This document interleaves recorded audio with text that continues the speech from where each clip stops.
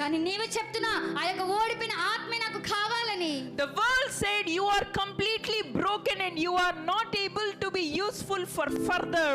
ఈ యొక్క లోకం చెప్తున్నా ఇంకెందుకు పనికిరావు, ఇందులో ఓడిపోయినావు, జయం లేకుండా ఉన్నావని. You are broken. The world said you are broken. ఈ యొక్క లోకం చెప్తుంది విరిగిపోయి ఉన్నావని చెప్పి.